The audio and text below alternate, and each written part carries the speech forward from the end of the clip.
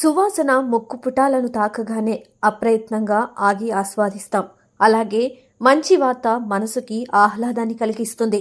దాదాపుగా తెలుగు సినిమా తొలితరం కథానాయికగా కృష్ణవేణి శతవసంతాల తెలుగు నాయికగా చరిత్ర సృష్టించింది.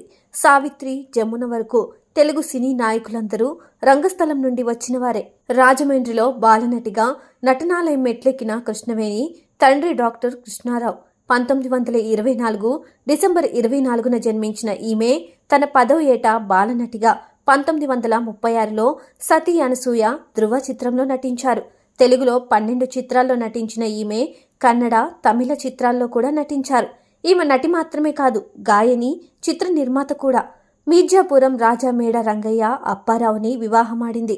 ఆంధ్ర యూనివర్సిటీ వైస్ ఛాన్సలర్గా బాధ్యత వహించిన రాజావారు తన కీలుగుర్రం సినిమాతో అక్కినేని తారాపదానికి చేర్చారు.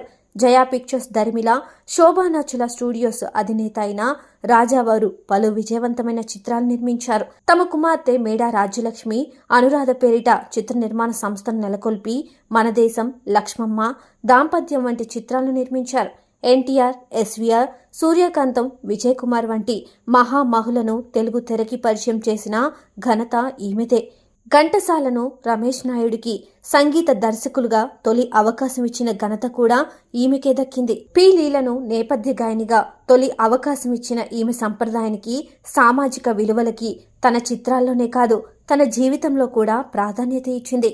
తెలుగు సినీ పరిశ్రమకు ఈమె చేసిన సేవలకు గుర్తుగా 2004 సంవత్సరానికి ఉమ్మడి తెలుగు రాష్ట్రంలో ప్రభుత్వం ఈమెకి రఘుపతి వెంకయ్య అవార్డు ఇచ్చి సత్కరించింది. 2021లో సాక్షి దినపత్రిక లైఫ్ టైం అచీవ్మెంట్ అవార్డుతో గౌరవించగా 2022లో ఆకృతి సంస్థ వారు ఘంటసాల శతాబ్ది ఉత్సవాల్లో భాగంగా ఈమెకు ఘన సన్మానం చేశారు. కూతురుగా, భార్యగా, తల్లిగా, జీవితంలోనూ నటిగా, గాయకురాలిగా, నిర్మాతగా సినీ పరిశ్రమలో బహుముఖ పాత్రలతో 100 వసంతాల గమ్యాన్ని చేరుకున్న సినీ సరస్వతికి ఈ నెల 24న హైదరాబాద్లో తెలుగు సినిమా పరిశ్రమ సత్కరించడం ప్రతి తెలుగువాడికి ఆనందదాయకం, హర్షణీయం.